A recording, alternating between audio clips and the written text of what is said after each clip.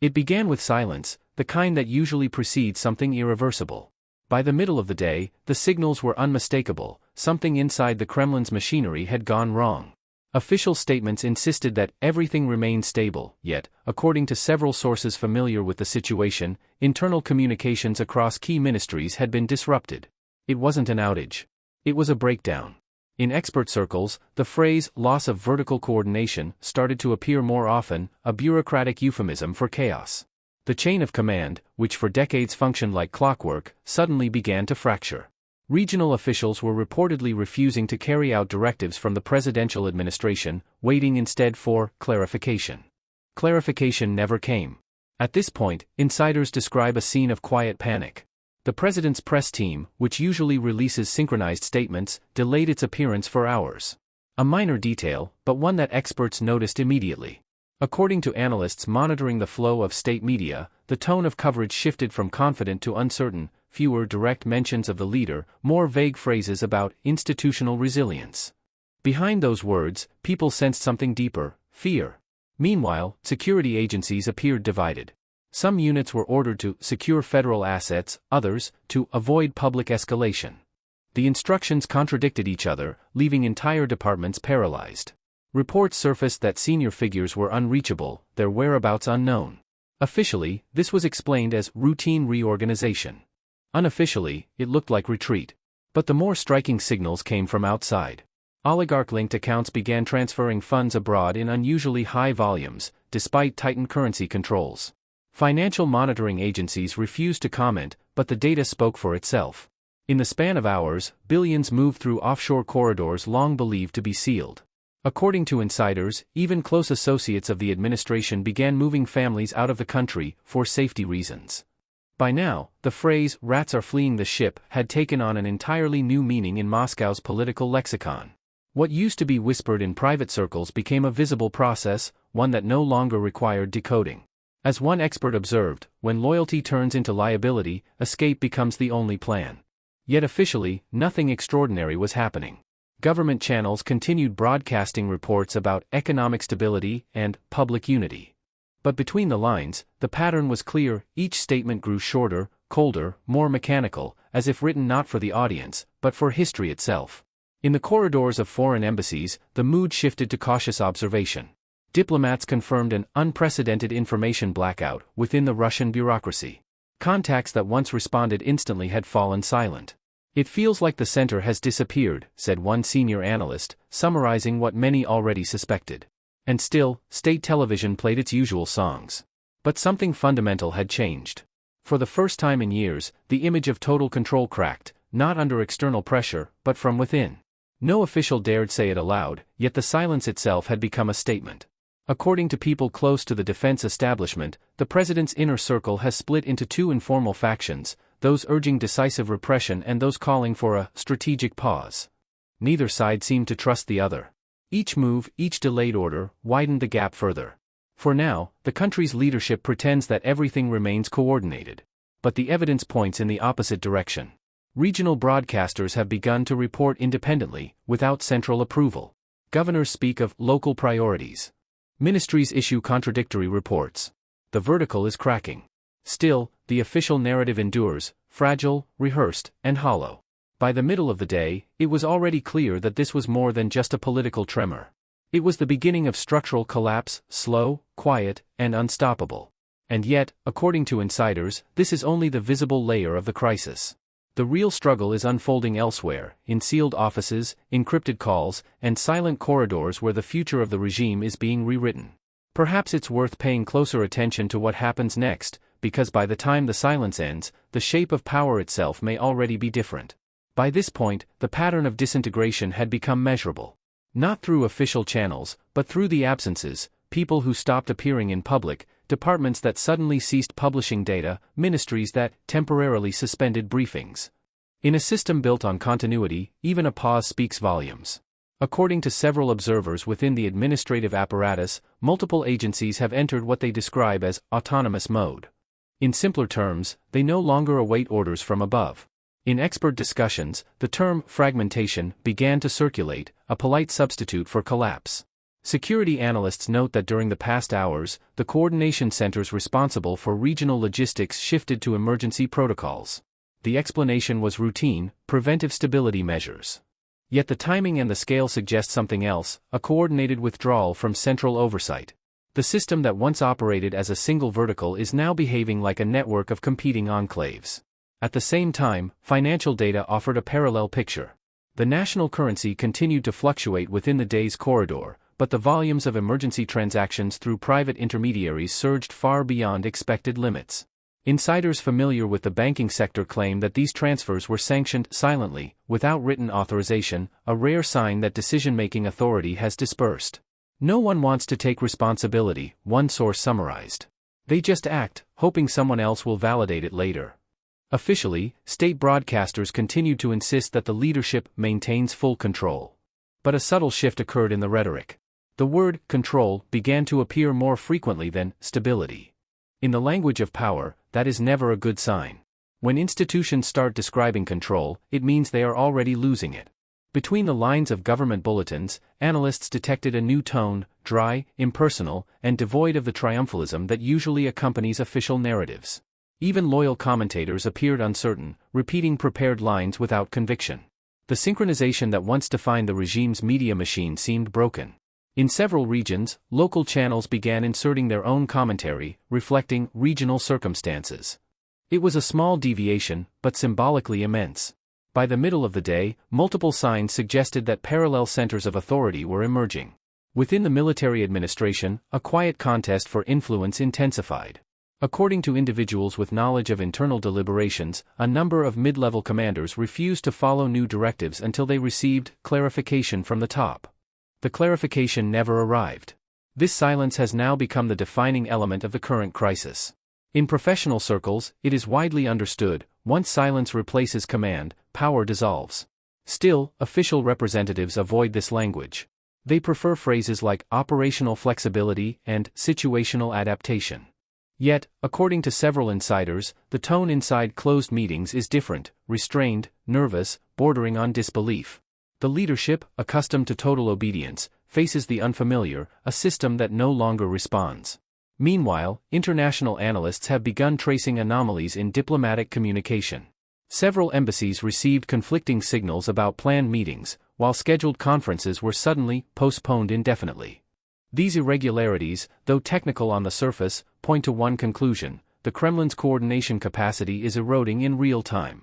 And as the day progresses, the response from within grows increasingly reactive. New decrees appear, disappear, and reappear with revised wording. Institutions that once executed commands immediately now wait for confirmation, from no one in particular. It is governance by inertia, running on the memory of authority. However, the most telling indicator comes not from statements but from posture. In recent hours, the president has remained unseen, his absence carefully framed as strategic restraint. The loyal press repeats that phrase like a mantra, as if trying to convince itself. Yet experts recall that in the architecture of Russian power, visibility equals existence. When the image fades, the perception of control fades with it. In the corridors of influence, loyalty is transactional. Those who once competed for proximity to power now compete for distance from it. Former allies are quietly erasing traces of their involvement, purging archives, adjusting public records. Everyone is preparing for a transition, noted one political consultant with access to internal polling data. They just don't know what form it will take. Officially, no transition is being discussed. But the tone of state briefings, brief, cautious, increasingly vague, suggests otherwise. The message is less about stability and more about continuity, a linguistic signal that systems use when they expect replacement rather than recovery. In financial and political terms alike, the regime is drifting. Not collapsing with noise, but dissolving with silence. Analysts call it a soft implosion, the most dangerous kind, because it offers no single event to react to. Everything simply stops working, piece by piece, while the facade remains intact. For now, the facade still holds. But beneath it, the structure is hollowing fast. The next phase, according to observers, will not be marked by declarations, but by disappearances, of figures, of voices, of decisions that never arrive. And yet, between these vanishing signals, a pattern is forming, one that points to a deeper transformation still unseen. But that, as several insiders cautiously suggest, is where the real story begins. By this stage, the surface calm had become an illusion. The machinery of state still moved, but without coordination, a collection of autonomous fragments simulating unity. According to multiple insider accounts, the inner circle around the president has effectively split into self-preserving blocks, each guarding its own access to resources, information, and escape routes. What appears to be loyalty is, in fact, negotiation, a silent competition for survival conducted under the guise of discipline. In expert circles, the term controlled paralysis has appeared, an unspoken agreement to delay all critical decisions until someone else acts first. The usual mechanisms of power, directives, decrees, internal memos, continue to circulate, but none bear the weight they once did. Several observers describe it as a collapse in trust, not between the state and society, but within the state itself. The fear of making a wrong move has become stronger than the instinct to obey. Yet, despite this, the external image remains unchanged. The same slogans, the same televised routines, the same carefully arranged meetings. But the difference, according to those familiar with the environment, lies in what happens once the cameras are turned off. Discussions that once ended with firm instructions now dissolve into silence. No one wants to speak first. No one wants to be remembered for what they said today. Between the lines of official broadcasts, a new subtext emerges, defensive, almost pleading. The narrative of control has turned into justification. The system is stable, spokespeople repeat, but the repetition itself reveals doubt. It is as if the words are meant less for the public and more for the officials themselves. Meanwhile, quiet movements within the elite continue. Financial traces show significant outflows through intermediary accounts tied to foreign trusts. According to analysts monitoring these operations, the transfers are disguised as consulting fees and security retainers. In reality, they represent a mass liquidation of personal safety nets. No one believes the protection of the state will last much longer. In the halls of international institutions, the shift has not gone unnoticed. Diplomatic observers describe the tone of communication from Moscow as hesitant and fragmented. The once assertive rhetoric of confidence has given way to requests for strategic patience. Behind closed doors, several foreign envoys report that their Russian counterparts now speak of temporary turbulence, the same phrase used in previous crises, but with one difference: this time, no one offers a timeline for resolution. Officially, the message remains that the situation is under control. Unofficially, officials themselves no longer believe it. As one insider reportedly told an intermediary, "We are not managing events anymore. We are managing optics." By now, even the intelligence structures, traditionally the most disciplined segment of the regime, are showing signs of fragmentation. Certain departments, according to confidential assessments, have begun withholding reports from their counterparts, fearing that information could be used against them. This silent withholding is, in practice, a form of rebellion. Power depends on information, and when the flow stops, the system ceases to exist as a whole.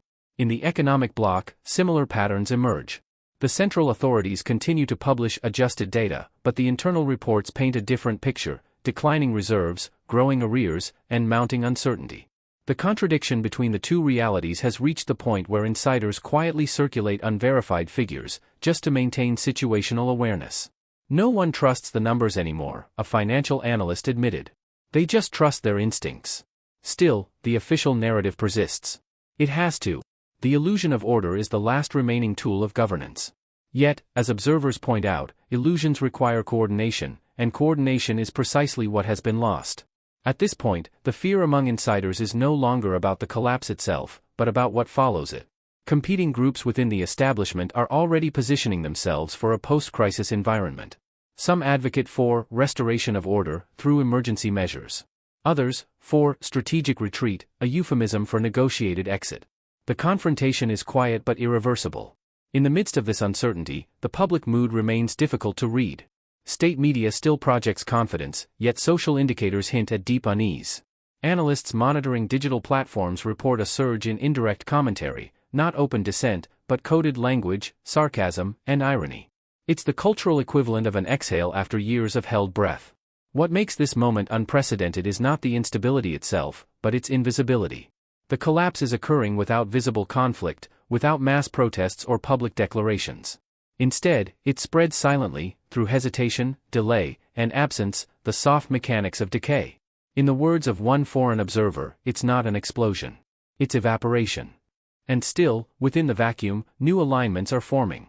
Groups that once competed for the president's favor are now negotiating directly with each other, not to defend the regime, but to secure their positions in whatever comes after. Between the layers of secrecy, one fact becomes evident: the central pillar of Russian power, fear, is weakening. When people stop fearing orders, they start interpreting them. And interpretation is the first step toward disobedience. But further still, according to multiple sources familiar with current deliberations, a quiet understanding is spreading through the apparatus: the system cannot be saved in its current form. It can only be survived. That realization marks a point of no return. And perhaps that is why, in these hours, some voices within the establishment are already preparing for what comes next, discreetly, cautiously, and far from the microphones. Possibly, it is time to follow those voices closely, because, as certain insiders admit, what unfolds now is no longer about power, but about survival itself. By this hour, the tone inside the corridors of power had shifted from denial to containment.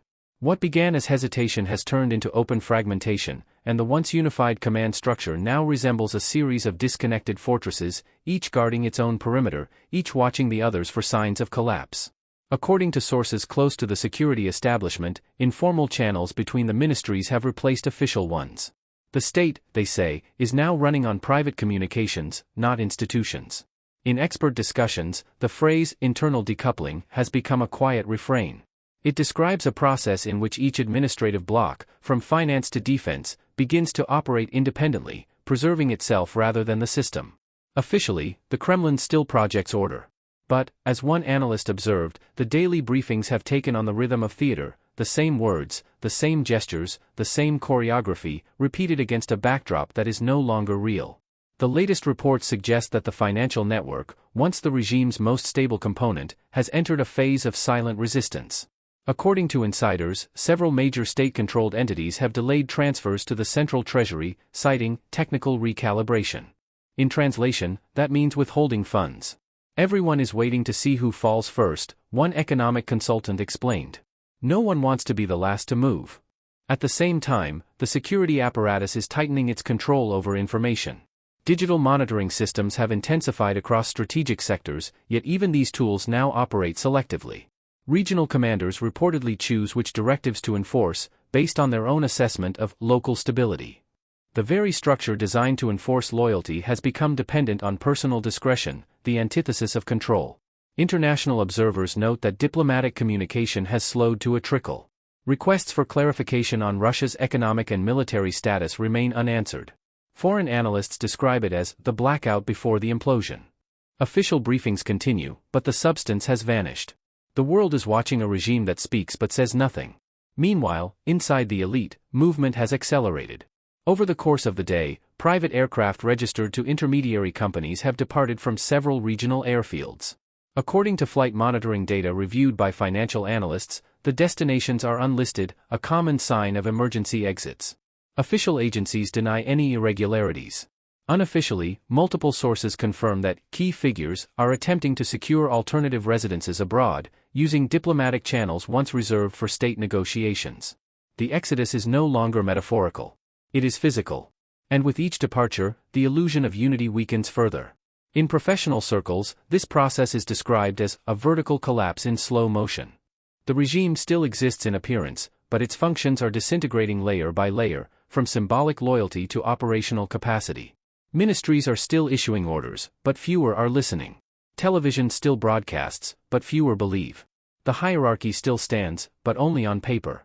According to individuals with access to high-level discussions, the president's own advisors are now divided over how to respond. One group advocates for consolidation through limited mobilization, while another warns that any public move would confirm what the leadership most fears: that control has already been lost.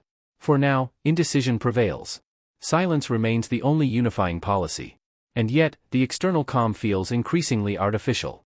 Reports from regional administrations indicate a growing number of uncoordinated measures, spontaneous curfews, unofficial checkpoints, and abrupt resignations. The center has not authorized these actions, but neither has it stopped them. Authority, once absolute, has dissolved into improvisation. In financial sectors, this improvisation takes the form of protective hoarding. State corporations are freezing accounts, converting holdings into tangible assets, and redirecting reserves into non-transparent instruments. Officially, this is described as risk management. But those familiar with the internal process call it what it is: evacuation of capital. For decades, the regime's power relied on predictability, an unspoken contract between loyalty and protection. That contract has now expired. Even the inner circle, according to insiders, no longer trusts that protection will extend beyond the next few days. Every call is recorded, one source said quietly, but no one knows who will still be listening tomorrow. Between the lines of state media, the tone has shifted again. No more triumphal statements, only procedural announcements. The language of victory has been replaced by the language of continuity. Institutions remain functional, anchors declare, a phrase so neutral it betrays its own purpose. Continuity, in this context, is code for survival. Abroad, the reaction is one of cautious waiting. Financial markets monitor the signals but refrain from direct intervention. Western intelligence estimates describe the current situation as structural disarray without leadership. Yet, in the absence of clarity, the world watches, knowing that systems like this rarely collapse cleanly. Inside Russia, the realization is spreading: there will be no single event, no dramatic declaration, no moment of surrender. The regime is dissolving not through defeat, but through entropy, a slow unraveling of fear, function, and faith. And while the official narrative clings to phrases of stability, the true indicators, money, movement, silence, tell a different story. In them lies the trace of a regime that has lost the only thing it ever truly controlled: belief. Still, the day is not over. And in the stillness before the next announcement, a question lingers, not of whether collapse will happen, but of who will speak first when it does. Because once someone speaks, silence will no longer protect anyone. By this point, the collapse no longer needed confirmation. It was visible in the pauses, in the absence of orders, in the cautious neutrality of words that once carried authority. Officially, everything continued: the meetings, the briefings, the broadcasts, yet the energy behind them was gone. What remained was form without substance, a government that continued to move out of habit, not control. According to several sources familiar with the current atmosphere inside the Kremlin, even routine interactions now take place through intermediaries. The vertical of power has fragmented into isolated circles of self-preservation, each convinced that the others are already negotiating their own future. In expert circles, the term administrative vacuum has replaced crisis. It describes not an explosion, but an absorption, power collapsing inward until nothing remains to sustain it. The state has not fallen, it has receded, leaving behind an image still visible but already hollow. Official statements repeat the same formula: the situation remains stable. Yet behind closed doors, those same officials discuss the transition to emergency governance, a euphemism that signals the end of central control. By now, the distinction between silence and denial has disappeared. Ministries no longer coordinate, intelligence agencies no longer share, and regional governors no longer wait. The regime that once demanded absolute obedience now depends on voluntary compliance. But compliance is no longer profitable. They follow orders only when it benefits them, one insider said. The system has turned transactional, even at the top. Meanwhile, the external world has already adjusted its perception. International observers speak not of reform or negotiation, but of containment. The word regime has quietly been replaced in diplomatic communications by authorities, a linguistic downgrade that usually precedes the recognition of political discontinuity. Foreign capitals are preparing for the aftermath, not the recovery. Inside Russia, the machinery of propaganda continues to function, though increasingly detached from events. Television hosts speak with deliberate calm, avoiding adjectives, avoiding the leader's name. Even loyal commentators choose abstraction: the situation, the transition, the ongoing process. The very language that once defined control now betrays its absence. Yet, amid the institutional paralysis, a new dynamic has begun to surface. Civil and regional actors, long marginalized, are filling the void with improvised administration. Local officials make decisions without consultation, businesses operate outside directives, and networks of informal coordination replace the ministries that once oversaw them. What began as decay is slowly turning into adaptation. Power is redistributing itself, quietly, invisibly, and irreversibly. According to analysts, this spontaneous decentralization marks the true end of the Putin era. It does not come with resignation or revolution, but with diffusion, the loss of a single center and the rise of 1,000 smaller ones. When control becomes impossible, one observer noted, management becomes collective by default. The irony is that what the regime feared most, autonomy, is now the only thing preventing total disintegration. Still, the upper echelons remain trapped in illusion. The president's inner circle continues to issue symbolic decrees, signing papers that no one intends to execute. To those still inside, it must feel as though the state endures. But in practice, the mechanism has already slipped from their grasp. The facade stands, the machinery turns, but the engine beneath has stopped. In the professional community, this phase is often compared to the final hours of a star, immense, radiant, and collapsing inward at the same time. The outward glow persists long after the core has imploded. So it is with power. The image of authority continues to shine, even as gravity consumes it from within.